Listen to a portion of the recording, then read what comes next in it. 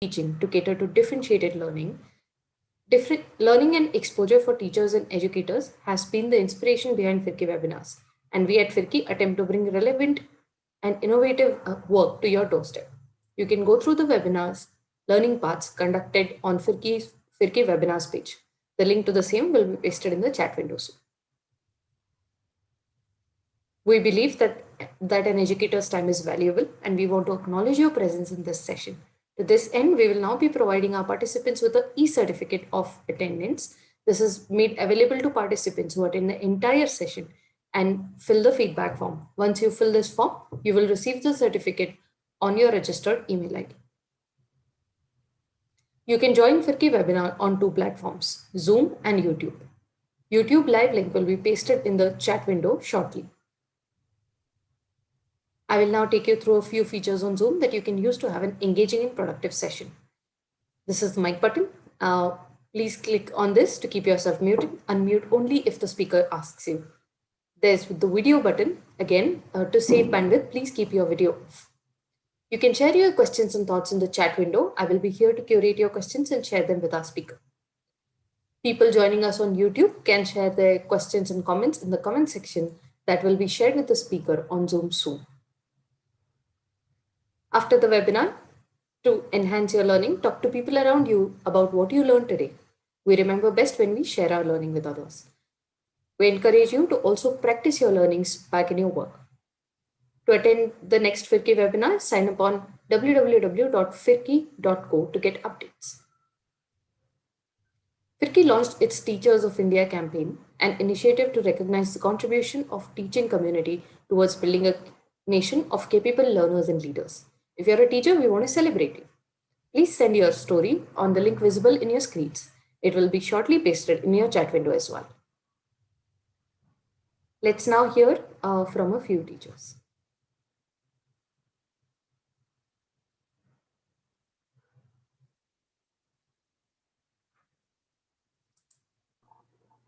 Mansi will directly go ahead with the demo video. Okay. Hello everyone. Welcome to Firki's webinar on differentiated teaching to cater to differentiated learning with British Council. I am Mansi and I work as a cost designer with the Firki team. I will help you navigate through the webinar today. We'll now watch a short video that will help us introduce the Firki website and its features. Bala, please play the video.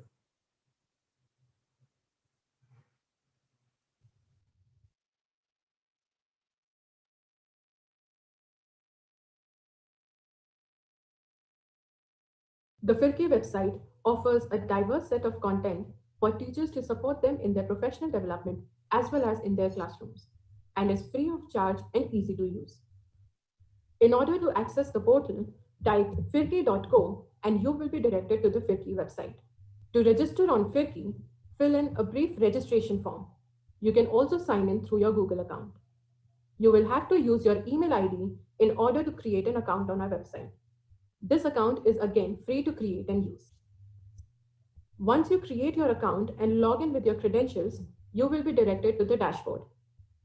The dashboard would have notifications related to your profile, course progress, time spent, and your Firki discussion groups. To access different pedagogical courses, you can click on the courses link on the top left of the screen. The courses page allows you to choose courses based on difficulty level and category. The courses are also available in different regional languages. Feel free to browse the different courses we have in our catalog using the search bar above. Each Firki course is designed using the FITS model that stands for Feel, Imagine, Do, and Share. The Feel section of the course helps you identify your current practices. The Imagine section defines the practices that one should follow to improve teaching and learning outcomes. A detailed description of strategies are highlighted under the Do section that one can implement in the classroom and with their students. At last, the Share section talks about ways in which one can share their learnings with each other. Each course has also a set of reflection questions as part of the assessment section. Along with the course material, each Firki course also contains a learning circle plan and journal pages. A learning circle plan helps the coaches and mentors conducting the offline learning circles to discuss and share learnings from the course. A journal page summarizes the course with important points. We are adding new courses every month, so keep watching this space. Next up, we have the webinars page that is also accessible from the top left of the screen. On this page, you will find information about the upcoming webinars. If you scroll down, you will find a bunch of resources from our older webinars. These resources will include video recordings of the webinar itself, notes from the webinar, the presentation used by our speaker, and other resources on the topic covered. Do feel free to browse this section at your leisure. The final page to look out for is the resources page, also to be found at the top left corner of your screen. This page houses and will house resources from several of our partner organizations such as the British Council, Khan Academy, Storyweaver, Pratham Books, and more. We are in the process of adding to the list, and you can easily filter resources by partners, grades or standard, and the subject of instruction. We hope you find value in using these resources in your practice as teachers and educators. Finally, you can find the Firki app on the Play Store and can access these courses, resources, and webinars through your phone. So download our app and stay connected to teaching and learning on the go. Thank you for that video, guys. I hope the video helped you know more about Firki.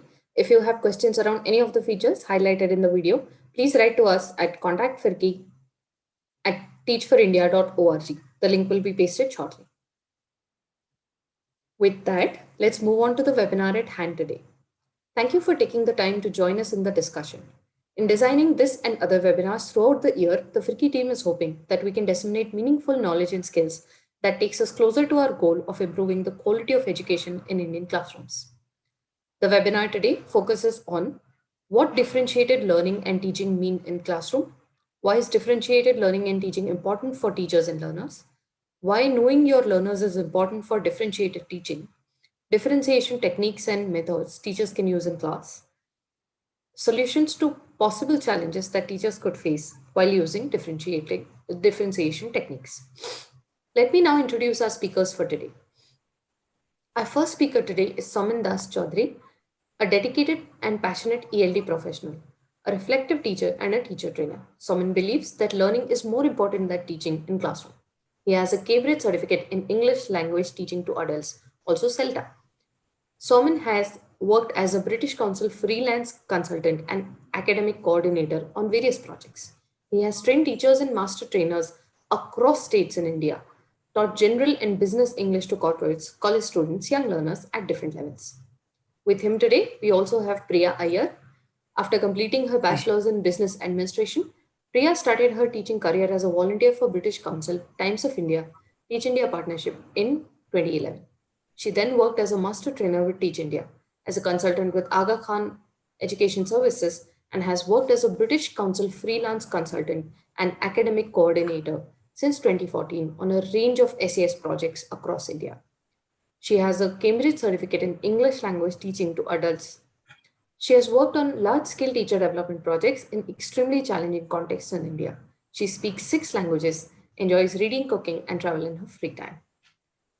Welcome both of you. We're so excited to have you for the webinar. And this brings us to the norms for today. Given the large audience that we are expecting, please keep your video and mic off to reduce stress on the bandwidth. Unmute it only when the speaker asks you to do so. Keep a pen or pencil ready, handy. You can keep typing your questions in the chat box during the session. The presenter will try and address as many of them as possible throughout the webinar. I'm also here to curate your questions and comments throughout the webinar. Do remember that learning new things is often difficult, but challenge yourself. The best way to remember something is to write or discuss with your learning with someone after the webinar. The webinar will be recorded and will be available on YouTube and Firki website soon. This brings me to the end of my introduction. Before we go ahead with the webinar at hand today, we are going to start with a quick opening activity. We'll all switch on our mics for 30 seconds and say hello in your mother tongue to the speakers and others present in the call. After this, Prerna from my team will put everyone back on mute. Okay? When I say go, we'll all say hello in our mother tongue and go. Hello. Namaskaram. Namaskaram. Namaste. Hello. كيف الحال؟ كيف الحال؟ Namaskar. Namaskaram. Namaste, namaste. Hello. Hello. Thank you so much, Hello. everyone. It's always so amazing to see the diversity in our audience. I hope you have an interesting evening. Over to our speakers now. Priya Soman, welcome to the Yeah. webinar. Okay, I'll share my presentation. Good evening, everyone. Can you see my presentation? Yes. Okay, thank you, Mansi, for introducing us, and a very warm welcome and a very good afternoon to everyone who's present here. Thank you for making the time to attend this webinar on how to work on differentiated teaching to cater to differentiated learning. This webinar is the second in the series of webinars for the learning path, which is teaching in action. And I hope most of you must have attended the last webinar, which was on using social media for learning and development. So without further delay, let me take you through the session outcomes. So as you can see, by the end of this session, you will be better able to define what differentiated teaching actually means. We'll look at why knowing your learners is so important and what does it involve. Then we'll have a look at a range of different methods and techniques of differentiation that you can use in your classroom to cater to the needs of your learners. Like with most things, when we are trying out different things, we come across problems. So we will look at common problems that could arise while using these techniques in the classroom, and we'll look at the solutions as well. Here's the overview of the session. We've already talked about defining differentiated teaching and learning, using differentiation techniques and methods in the classroom, and challenges and possible solutions. Towards the end of the webinar, we'll look at the references that we have used to build this presentation for you. And lastly, we'll look at useful links that you can that you can use to gain more insight in the topic that we'll be covering today. Here's a quote by Ralph Waldo Emerson: "We boil at different degrees." What it simply means is that all of us are different, and hence all of us are unique as well. Differentiation is the term often given to this principle of recognizing differences in the classroom. So as teachers, when we appreciate and respect this fact, using differentiated teaching in the classroom becomes easier and more effective. Now, before I tell you what or why is differentiated teaching so important in your classrooms, can you type in your chat boxes, why do you think differentiated teaching is important for your learners in your classroom? Can you type your answers in your chat box?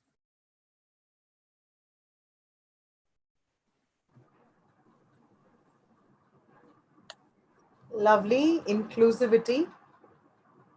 One size doesn't fit No everybody. one size fits all. Excellent. Yeah. Individual differences among children, versatility. Okay.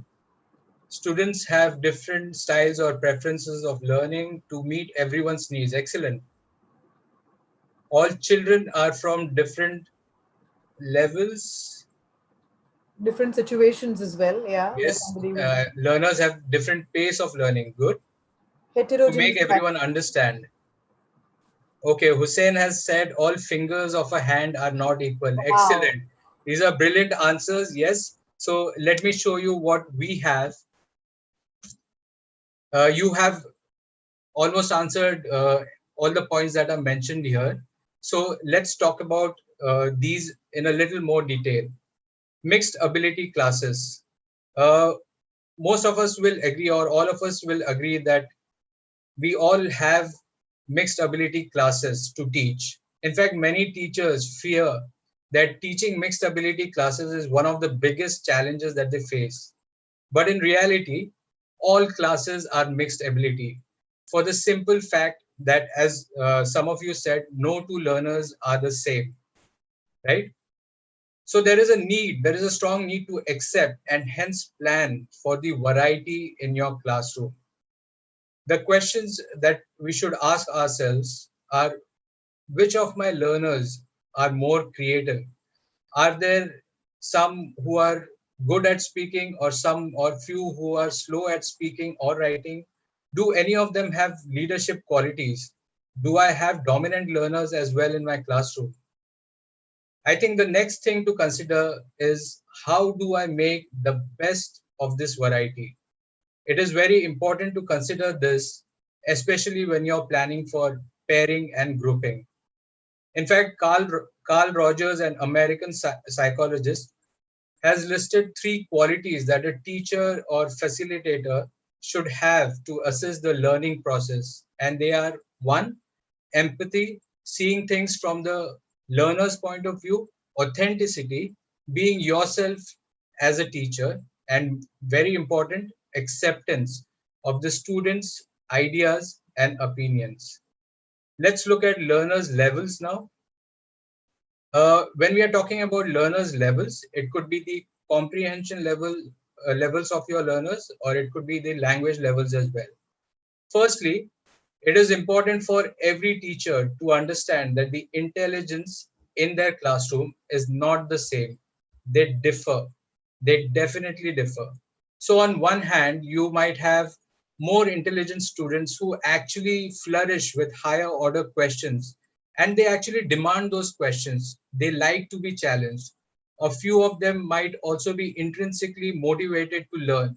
But on the other hand, you need to boost the confidence of the lower achievers or the relatively slower learners, and provide them with questions in your assessment which they will be able to answer as well. As a teacher, or as teachers, we need to think about how to harness the strength of the stronger learners to help the slower ones and encourage peer and autonomous learning. Basically, we need to think of how to bridge the gap between the different levels. And if you know your levels well, it also tells you the additional support that your individual learners might need. And when we are talking about language levels, it could also mean using bilingualism in the classroom. For example, if the comprehension or retention in your class is more by using some L1, I think it is integral to do so.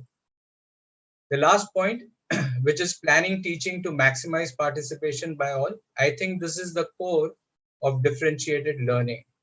Because to achieve effective differentiation, we need to tailor our planning and teaching to enable all learners to participate and achieve with the level of challenge which is appropriate for them.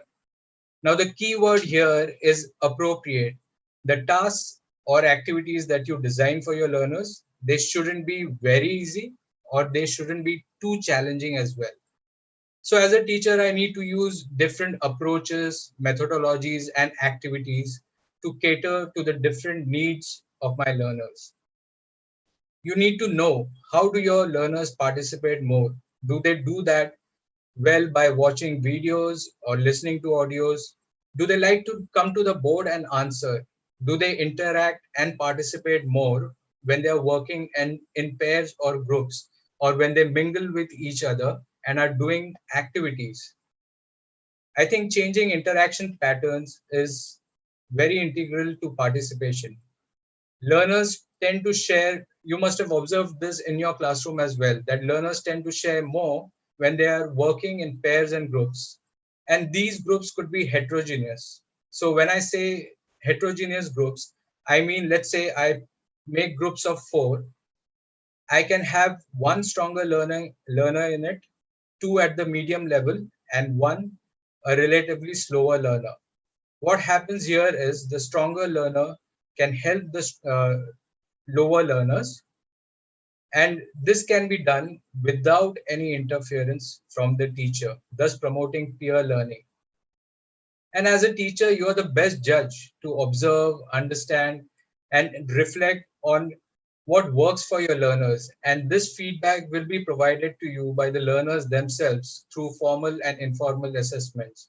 Or you can also get the feedback by observing their interest and participation levels in the classroom. So basically, differentiation means to cater to instructions, tailoring instructions to meet individual needs. Whether teachers differentiate content, process, products, or the learning environment, the use of ongoing assessment and flexible grouping makes this a successful approach to instruction. Or in its simplest form, as we said, differentiation can involve making tasks either simpler or more challenging, basically depending on your learner's needs, right?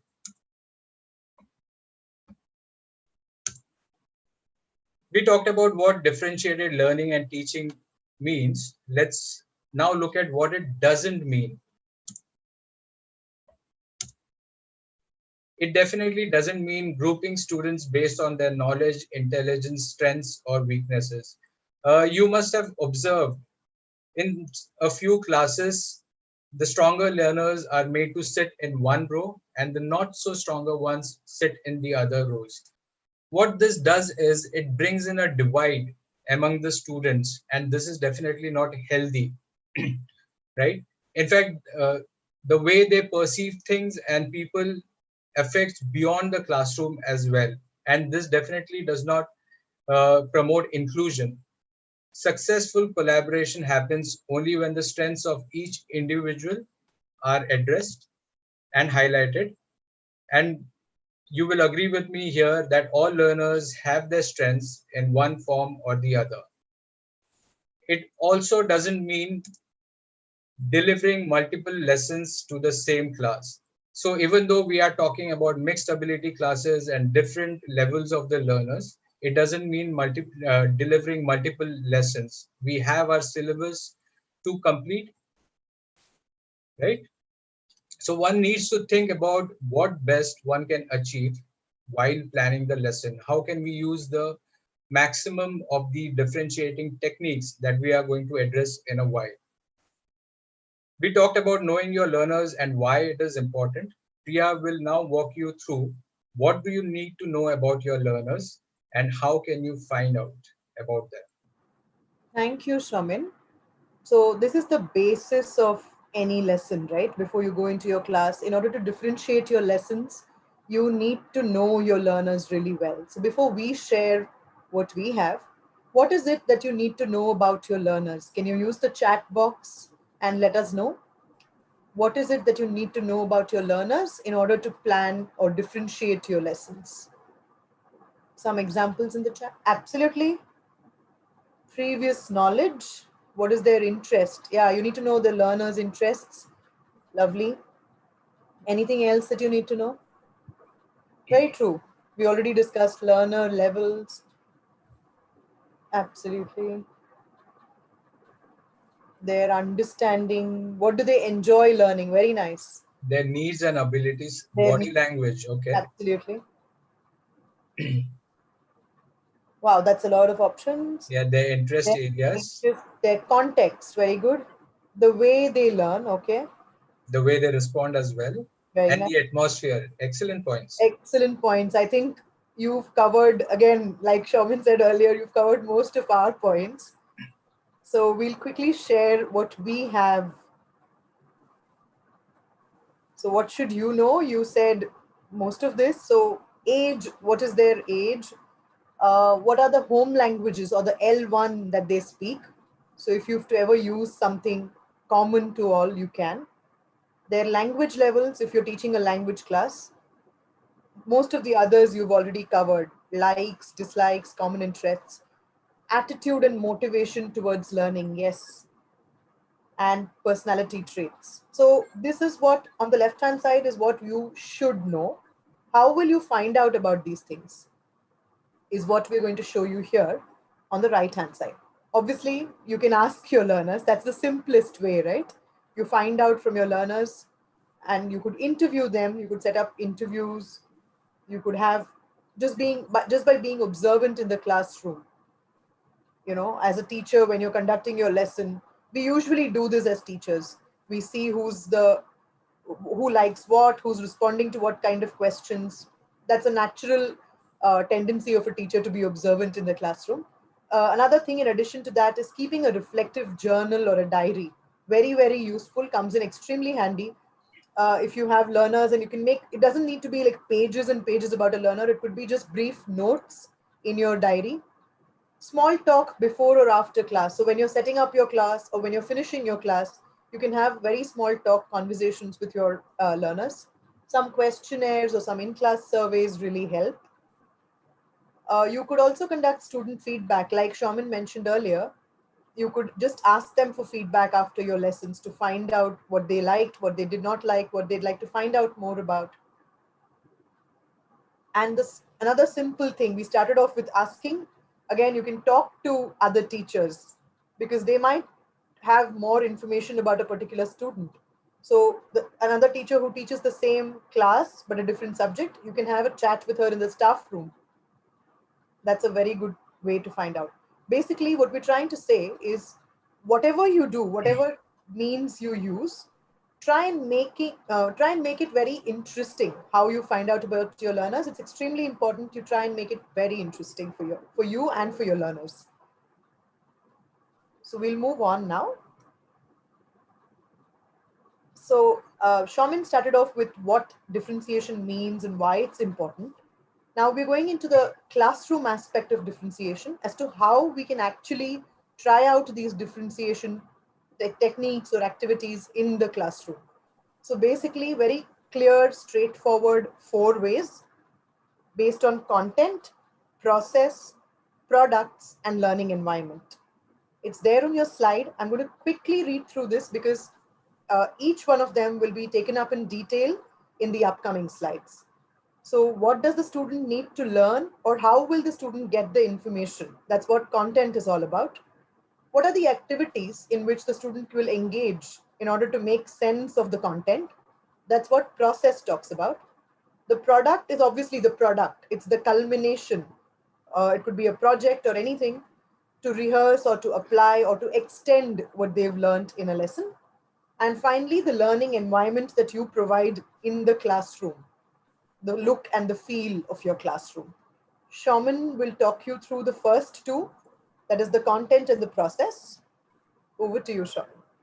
Thank you, Priya. So let's begin with differentiating content. So what it basically means is what the student needs to learn or how the student will get access to the information. When we are talking about differentiating content, it could mean the content itself or the tasks associated with it.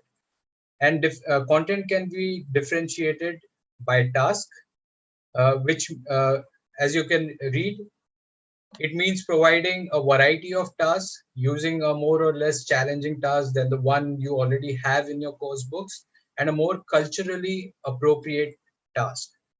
Uh, for example, you can't use role plays for everything, can you? It's only when a conversation is involved, it becomes more sensible and appropriate.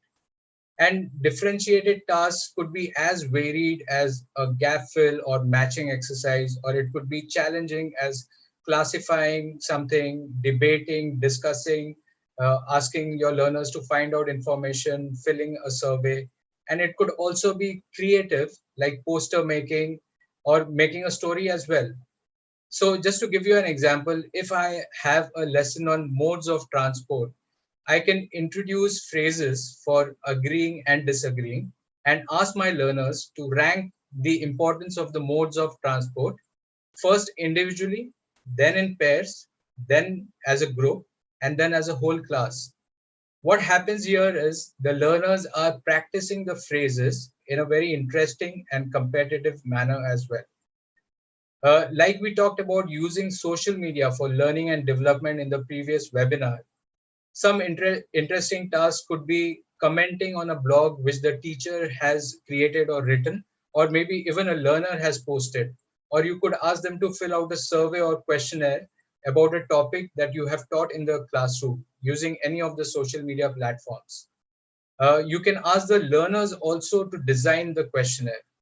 Again, if there is a TEDx video related to the content you are teaching, you can play the video in class or ask the learners to watch it and then discuss it in class. This promotes thinking. And some of these tasks could be individual work and others could be group or pair work. We can differentiate content by text as well. When we are talking about text, we need to ask ourselves, can I bring in additional text to the classroom that complements the lesson? Can I substitute the text in the textbook or in my materials with more authentic materials like newspapers or blogs? Can I ask my learners to find out information on the internet? And is the text available as an audio or video that I can use in the classroom? We need to use graded listening or reading text and authentic materials. What I mean by graded over here is something that can be comprehended by your learners. The last one in terms of differentiating content is by media. Okay. Can you type in your chat boxes? I'm sure all of you use different media in your classrooms. Can you type in your chat boxes some of the media that you use in your classroom to cater to the needs of your learners? Okay, Kalyani has written PPT. That's what we are using right now. Google Classroom, magazines. Okay. Miro, visual aids. Yes, very good. Audio, videos, YouTube, Story Weaver. Okay, YouTube videos, very popular. Edmodo, Priya Sethi says Edmodo. Mentimeter, Pinterest, excellent. So I can see that the last webinar has already made its mark, or probably you were already using these social media platforms. TED Talks as well, excellent. Okay, so yes, while monitoring teachers and learners in their classroom, I have actually seen how effective flashcard usage can be and interesting as well. So flashcards, video, everything that you have put down over here, I don't need to speak more on this. So it's basically to make the classroom more creative and give a chance to your learners to think, right? And it could be project work as well. In fact, a colleague of mine and I recently used videos without sound to elicit the dialogues of what was happening in the video. And it was very effective, let me tell you that. So this focuses on the 21st century skills like creativity. In fact, poster making can bring in collaboration as well. So as you know, I mean, you have used all these different kinds of media. So different media can be used in different ways to promote these 21st century skills like thinking critically, problem solving, bringing creativity in your classrooms. And the best part is you can use these for other subjects as well, other than language. And if we are talking about language, you can use these for all aspects of teaching language like vocabulary, grammar, pronunciation, writing, speaking. Okay, let's move now to differentiating process. These are activities in which the student engages in order to make sense of or master the content. Like when we spoke about differentiating content, we spoke about giving to your learners a lot of different tasks. In process, we are talking about how we can bring variety in each of those tasks. So let's look at an example. This is a nice little poem taken from the 7th standard Karnataka State English textbook by George Cooper. So let's say, as teachers, you have taught this poem in your class to your learners, and now you want to check their understanding of the poem. What kind of different tasks or activities can you think of to check their understanding? Can you please type in the chat box? I'll repeat my question. So you have already taught or you have just taught this poem in your class to your learners, whether by reading or explaining the poem, and now you want to check their understanding of the poem. What tasks or activities can you think of to check their understanding? Worksheets, okay. Through drawing to images. Quiz, yes, very good. Zigzag activity. Relevant questions, yes. The simplest but most effective. MCQs, yes. Illustrations. Suraj Ravindran says illustrations, yes.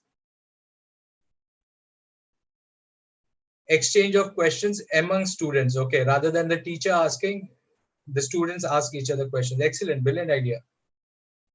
Questions that invoke thumbs up and thumbs down. Effective activity, I would say. Fill in the blanks. Yes. Okay, good. Very good answers. So let me show a few basic activities that I have for this poem, differentiating activities. I'll give you a few seconds to go through these 4 activities and tell me which ones do you think are easier and which ones are relatively more challenging or can be challenging for your learners. So we have activity A, B, C, and D.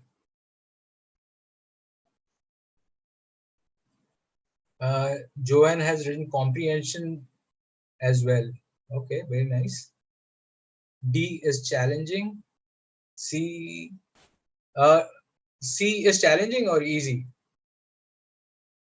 Activity C is the easiest. Somebody saying C is easiest.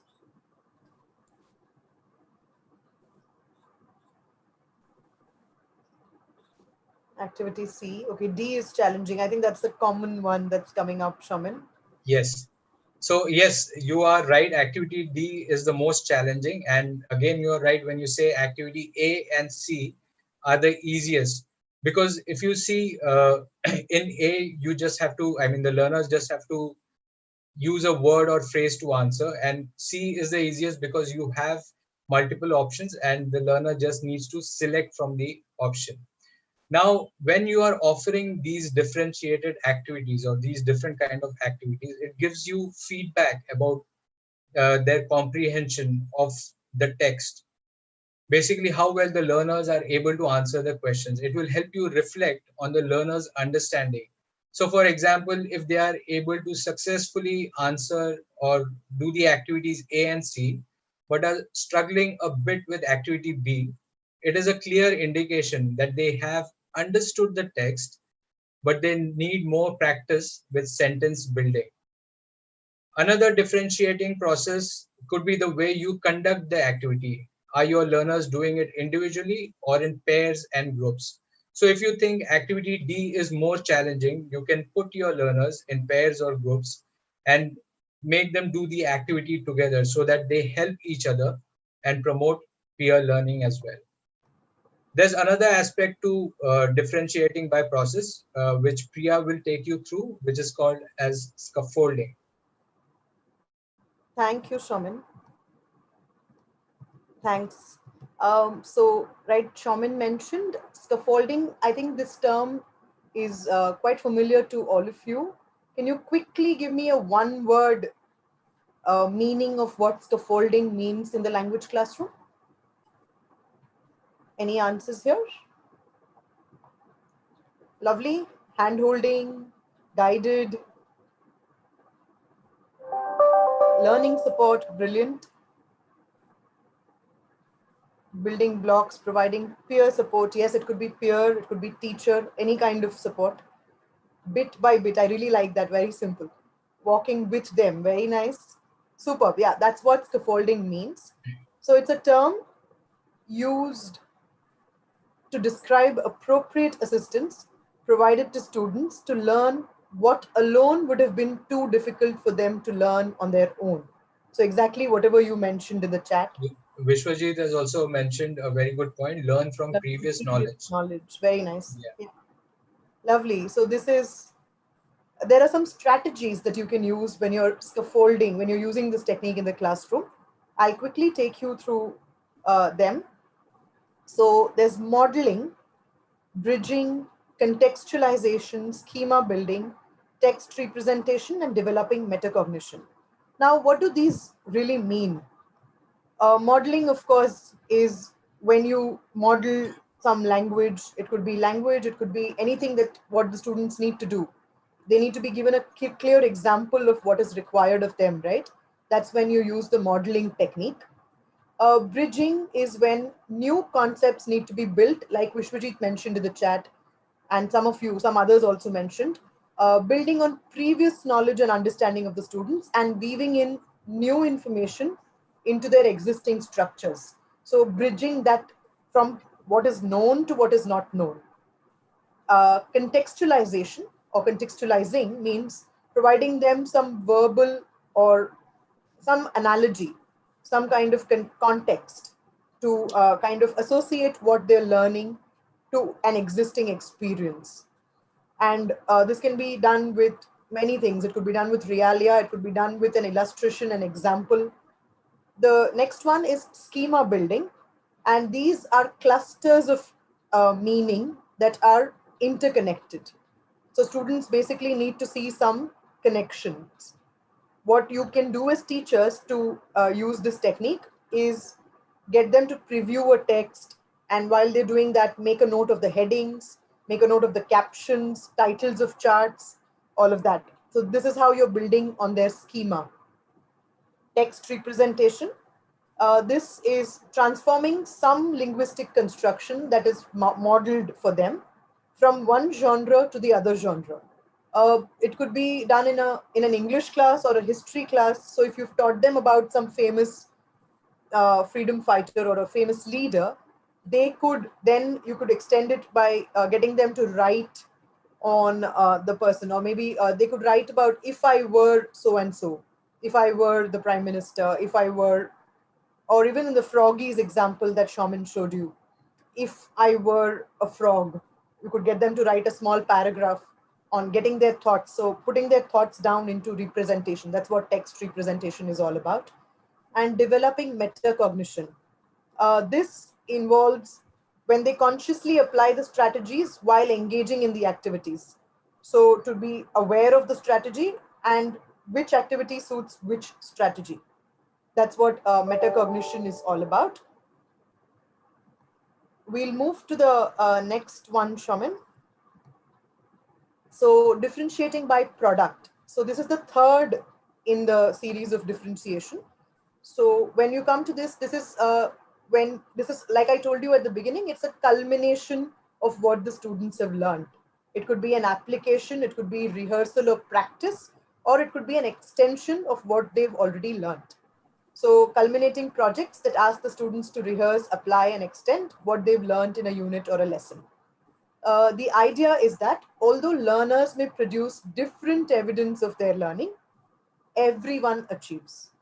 Teachers can vary the ways they ask learners to demonstrate their understanding in different lessons, or they can give learners a choice of ways in one lesson. This helps you to take into account different learning preferences. Just to give you a small example, keeping in mind the same froggies activity. So once you've taught them the poem, and once they've done the set of question and answers or the comprehension questions that Shaman showed you, a way of getting them to apply or extend their learning could be either to get them to write a poem on their own, another poem, or maybe translate this poem into their L1 and write it and present it. That could be one way. Another way could be to get them to draw something from what they've understood, drawings like somebody shared in the chat.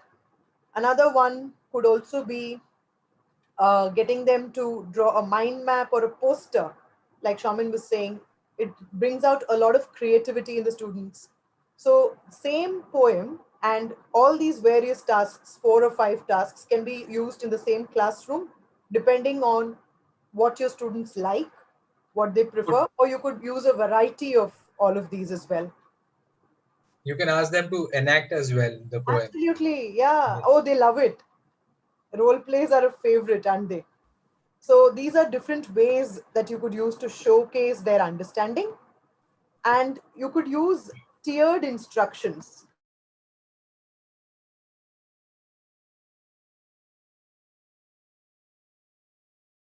I've typed, you're going to write an email inviting your friend to your birthday party. You must say when, where, and what time the party is. You can describe the food and drink. and entertainment if you want to. So this is what tiered instructions mean. So there is, if you look at must say, so you are going to write an email, so everybody has to write the email. You must say when, where, and what time the party is. So that's compulsory. I mean, they have to tell you when, where, and what time the party is in the email. You can describe the food and drink and entertainment if you want to. So that kind of becomes optional. So this way, you are giving a set of staggered instructions, and students, your relatively slower ones may probably not be able to get to the last bit, which is okay because you've said if you want to, and your stronger ones have the option of doing it. That way you're giving the same set of instructions to the class. You're not dividing the instruction saying that you are strong, this is for you, you are not so strong, so this instruction is for you. You're not discriminating like Shaman brought it up at the beginning, grouping based on their knowledge, strength, etc. You're not doing that. You are giving them a set of instructions which they have the option to pick and choose from. And we'll move on after this to the final one, that is the learning environment that you provide in the classroom. I think it's extremely important of all the four, making sure that there are places in the room to work quietly and without distraction, as well as places that invite student collaboration. I think it's really important. Some students work very well by sitting quietly and working without any distraction. Some students really like to collaborate, speak to each other, they learn more. So make sure that your class has that freedom, has that movement space, providing materials that reflect a variety of cultures and home settings. So you have a variety of content that you provide, variety of tasks that you provide. Before you start anything, whether it's independent work or any kind of work, setting out clear guidelines.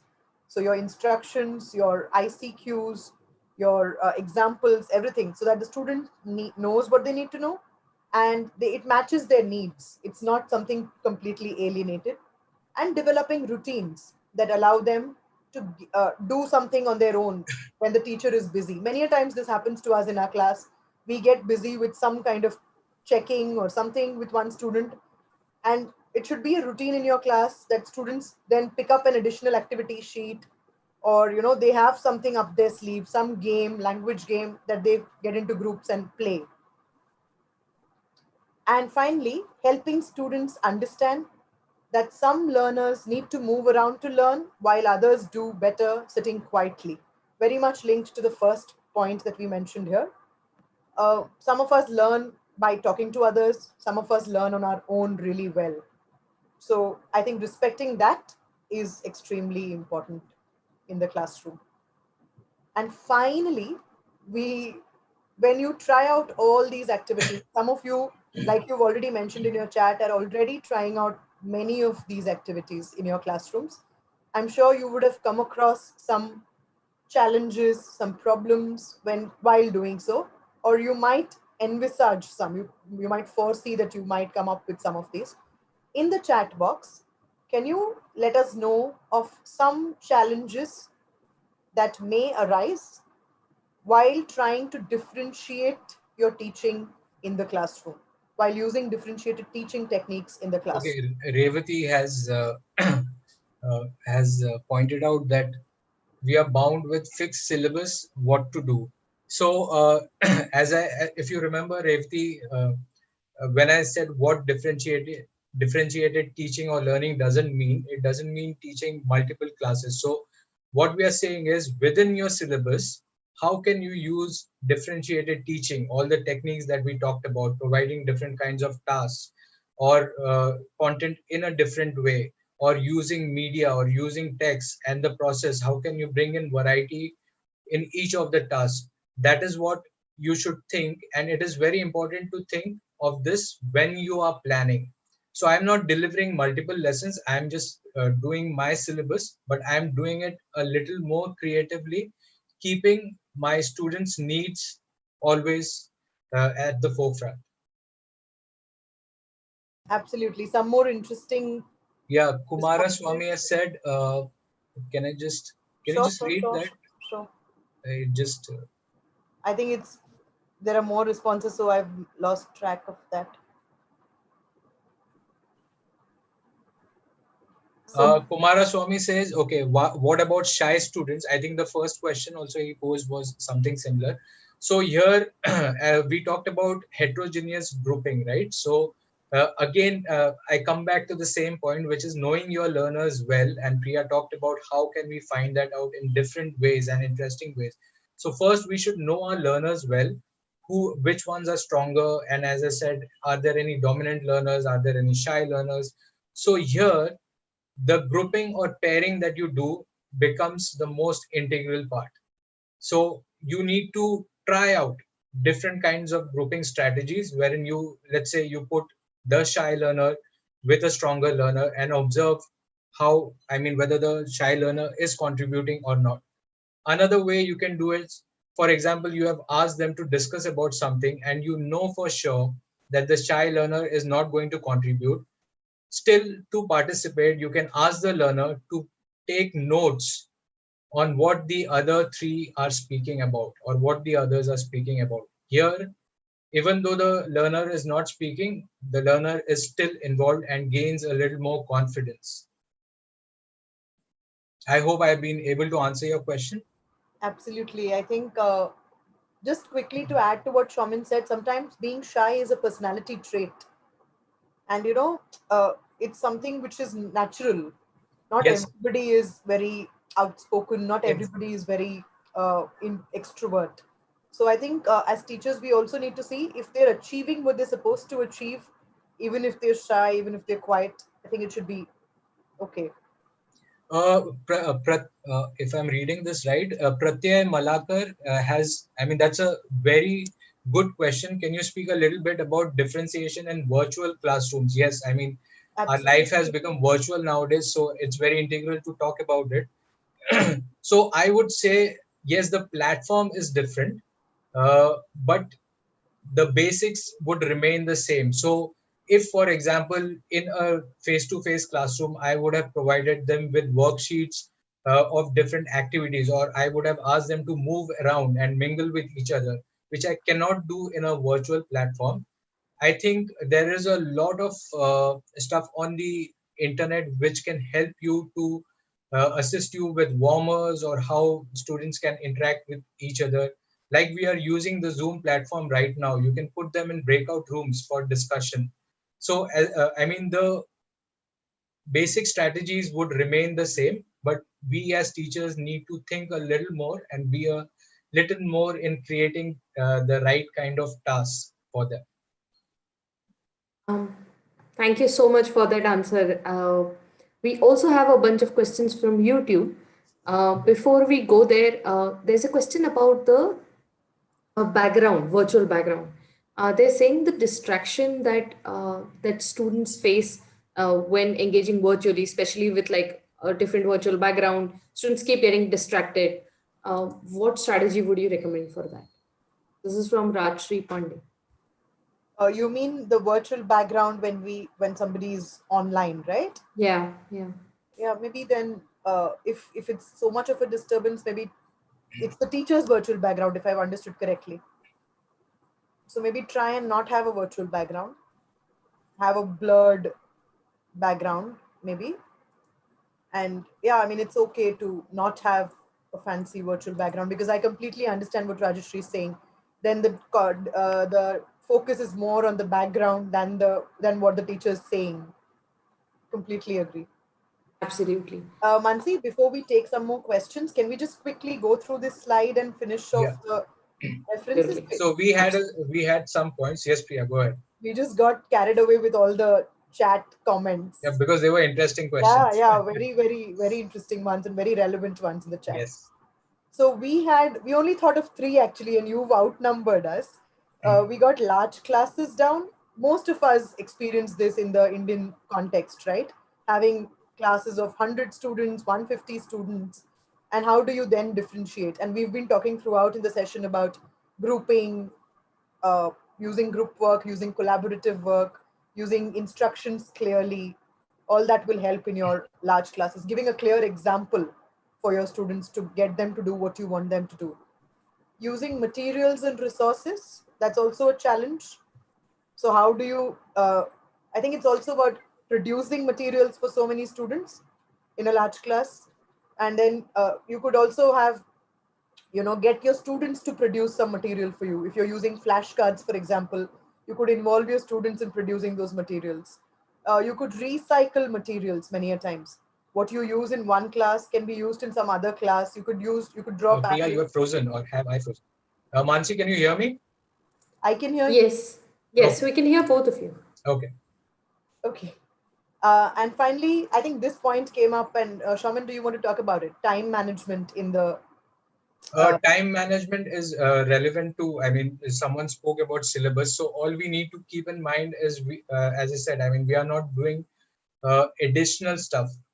It's only, I mean, when you're planning, you need to keep in mind the different or the variety that you have in your classroom and design your lesson accordingly. So time management initially for the planning stage, probably time management could be a possible issue, but once you get used to cater to the needs of your learners, I mean, it will be easier.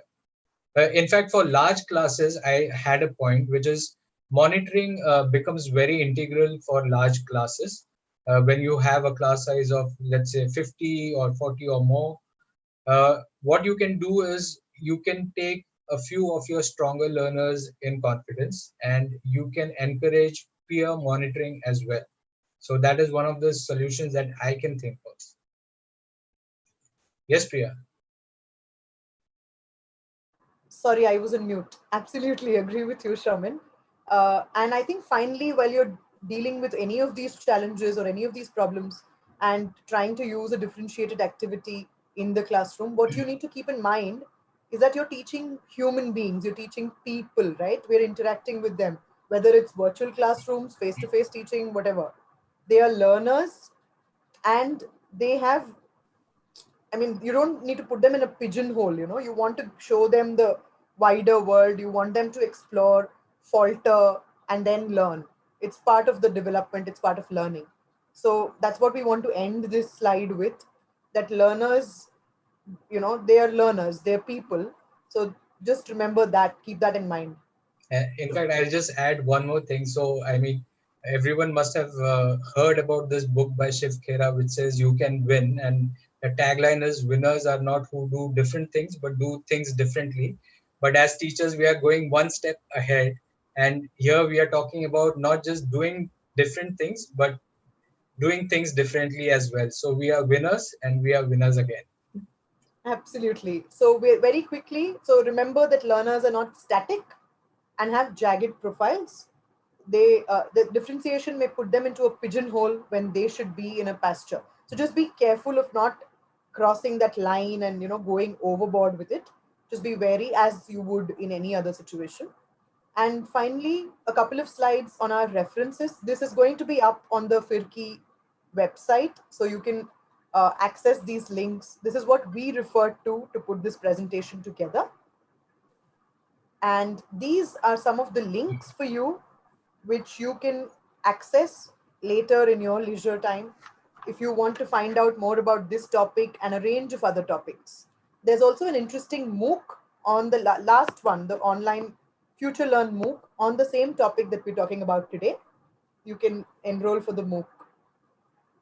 And finally, before we go to the questions, if you, the next webinar in our series, which is in December, is something around taking you from teaching to writing materials. I know many of you are interested in materials writing. So Dipali Dharmaraj from the British Council has a webinar for you in December, and it'll focus on how to structure your content, how to evaluate resources, and how to develop your skills in instructional design. It's going to be a very interesting one, from teaching to writing materials. So keep yourselves available for that. And the floor is now open to questions, and over to you, Mansi.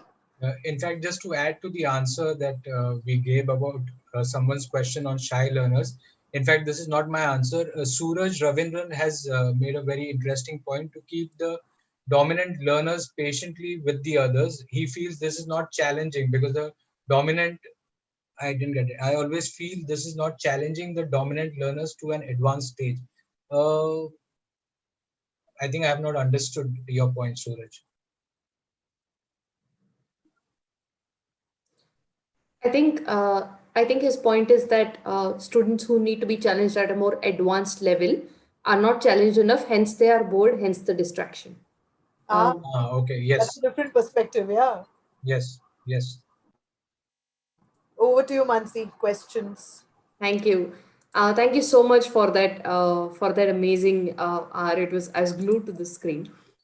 We have a bunch of questions, as you can imagine, about distance learning.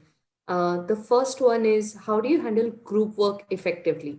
When you send people into their breakout rooms, how do you effectively manage group work? Sure. Shaman, can I take this? And if Yeah. you can Please add. go ahead. So I think the key in remote teaching, online teaching, and group work is how do you monitor them? Because in a face-to-face classroom, it's easier, supposedly easier. Uh, so in a breakout room, I think the key here is your instructions. First of all, make sure your instructions are clear. And when I say clear, like absolutely, I would, as a teacher, I would think I would do say those instructions to myself once and think about about how my learner would understand it and what would anticipate the problems that can arise because of the instructions also. So keep them very simple and clear. Have an example before you put them into breakout rooms. What we normally tend to do, even when we I've done it in the past, put them into breakout rooms and then give them the instructions. It should be the other way around. Give your instructions, simple clear instructions, example, uh, check your instructions, do all of this. And a very good idea for online classes is to copy your instructions into the chat box, because when the students go into the breakout rooms, you will not be in all the breakout rooms at one point. It's impossible, but the chat box is accessible to them, so they can read the instructions from the chat box. So it's always there, or get them to take a screenshot or a photo or something like that. So I think this should help. And then monitoring or even setting roles within the group, task of somebody who's a monitor in the group, somebody who writes down whatever is being said in the group. These are strategies which will help. And of course, at the end, it's all trial and error. And Absolutely. if there is a learner, for example, who is, I mean, tends to not participate willingly, I mean, not a shy learner, I'm not talking about a shy learner here. So you can, when you are giving your instructions, you can nominate people to, when you come back from the breakout room, those people will summarize what has been discussed in the group. So those learners will pay attention to whatever is being said during the discussion. Absolutely. That makes sense. I also love what you said about just how roles in the group will change given that the setting has changed to virtual.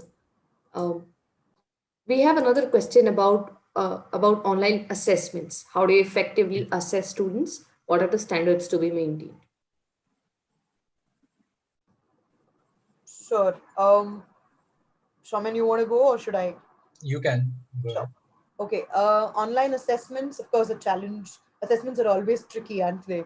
Of course, formative assessments can go on as you go along the lesson. A journal or an online journal can help you. If you have the names of your student, you can ongoingly assess them. And I think in terms of assessing them at the end of every lesson or a unit, you could make it interesting. It doesn't always need to be a worksheet. It doesn't always need to be something that it really depends, honestly, very subjective from lesson to lesson. So if you uh, want them to want to assess their speaking skills, for example, you could get them to say something about themselves or say something about the virus or the pandemic, or say something about something that's linked to their personal lives, and assess what, depending on what speaking skills you're assessing, what in speaking skills are you assessing. So it's really subjective, I feel. Really will depend on the class and vary from class to class. And we talked about, I mean, you talked about differentiating by product. When we covered that, we talked about assessments. What we meant was assessments as well. So let's say you have just completed a lesson on freedom fighters. So instead of just asking questions or multiple choice questions or fill in the blanks or just answer in sentences, we can move one step ahead and make it more creative by asking the students to research on the internet or find out information and probably write a blog, and the others to comment on those blogs. So I mean, there could be various different things that uh, uh, that a learner can do. There are very interesting answers in the chat as well, using tools like Padlet, Socrative, Yes, Kahoot to do it informally. yes. CCE, Comprehensive Continuous Evaluation, that always helps us. Quizzes, Yeah. ed puzzles, everything. Yeah, yeah. You're all pros at this now. 9 months, right? 8 months. Someone just, I mean, I just read something. Virtual buddies. Yes, that's a brilliant idea, I would say. Yeah. So if you see that they willingly learn from each other and can help each other in learning, yes, why not? You can have virtual buddies as well. Yeah, yeah, yeah. Absolutely. We have a couple of very interesting questions Sure. from YouTube as well. One question is how how do you connect with students emotionally during virtual classes? Relationships have suffered in the classroom, so Oh, how do you build on that? I can understand. I, as a person, I think as a teacher, I would think it's not very different in an online class or a face to face class, because if as a person, if I am somebody who likes to connect with my learners, rapport building is at the basis of any classroom, any learning, right? If I don't have a rapport with my learners, if I'm not being conscious of their needs, if I'm not making my classes interesting for them, if I'm not acknowledging their responses so many times, like if imagine, just I'm just giving you an example here, if Shaman and I were just going on and on and on about our webinar and not looking at the chat box and not answering your questions, you wouldn't like that. Here we're not even teaching you here. So imagine in a classroom, if that were to happen, your students are going to be off, right? Never going to be that emotional connect. So, acknowledging students' responses, valuing them, praising them genuinely, and not just random praise for the task that they do, and specific praise. Not that, oh, you were very good. What does good mean? What you've written is really nice. I like the use of your words.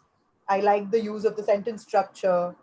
Or I really like the way you said this. Some very specific praise.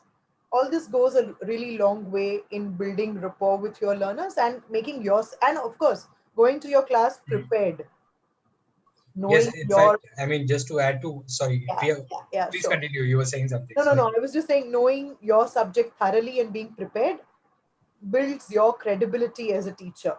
Absolutely. So I think So, all this goes a long way, and kind of understanding students' problems. Sometimes a student is late, especially in online classes. There could be zillion problems, connectivity issues, absolutely. some issues at home. Many of them would be living in a smaller space with many people around, so they wouldn't be comfortable turning their videos on. Maybe sometimes. So genuinely understanding, I think knowing your learners comes into play really, really well here in this context. That builds your emotional connect, I feel. And Shaman, you can add. That's exactly what my point was. This is where knowing your learners is very integral. Just to give you a very simple example, if you're teaching something about sports and the text speaks about, let's say, a particular sport, I'm not naming any sport, a particular sport, but you know that in your class most of your learners love some other sport. So as teachers, you need to think about, when we talked about differentiating content by text, can I bring in some other text which complements this lesson, which will help the students get what I want to achieve or what they want to achieve out of that lesson. But I'm personalizing in their context, something that they like, something that they can speak more about. So that is what we need to keep in our minds. And I'm sure you'll be able to build a very good rapport with your learners. Absolutely. There's a added question around similar lines, which is how do you make sure children with special needs are included in virtual classrooms? How does inclusivity work virtually? Very good question, and I think very important, especially when it's done online. Not all of us are equipped to deal with them very well. You need special training for that, I would say.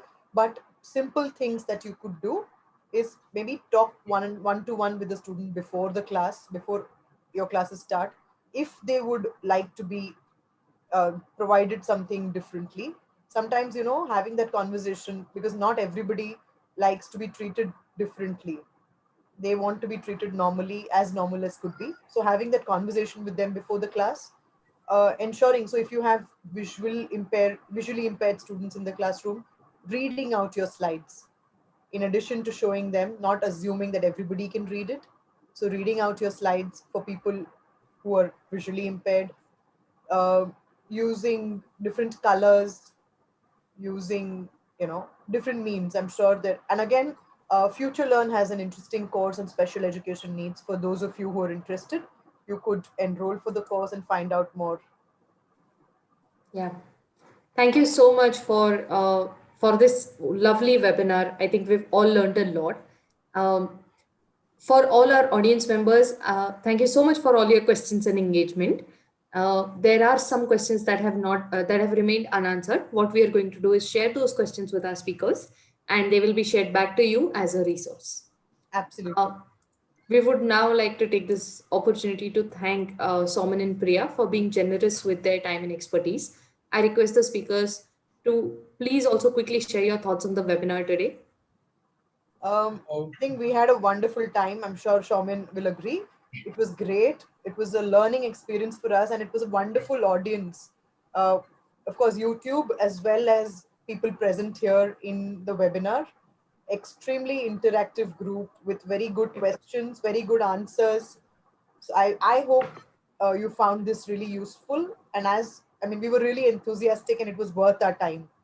Thank you. Thank you. Shaman? I totally echo your thoughts, and I would say we had a brilliant audience today because the kind of questions that they had, that itself shows, they care for their learners, and that's the reason they are asking those questions.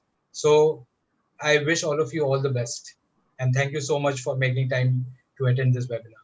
Yeah, thanks a lot. And thank you, Firki. Thank you very Thank much you, for Firki, as well. joining. Yes. Yeah. Thank you both of you. Our next webinar, as part of the Learning Part Teaching in Action, is scheduled to take place on December 11th from teaching to writing materials. So do look for Firki emails in your inbox for information on this upcoming webinar. Before you leave, please take a minute to give us feedback on your learning experience in our webinar today. This helps us grow and improve our resources for you. Also, once you fill the feedback form, you'll be receiving a attendance certificate on your registered email ID. The form will be shared in the chat window. To reach out to our speakers after the webinar, write to them at teachenglish.india@britishcouncil.org, and please follow at teach English at teach eng India on Twitter and at Teach English India on Facebook for more updates. All of these will be shared on the chat box as well. This information, please follow at Firki on Instagram, Facebook, LinkedIn, and Twitter for regular updates. Once again, you guys have been a lovely audience. You guys have been lovely speakers. Thank you so much for this amazing webinar. Thank you for the opportunity. Thank you. Thank you. Thank you. I'll stop sharing now. Yeah. Unless you want to continue. Sorry. Thank you. Thank you. Thank you, everyone. Yeah, thank you.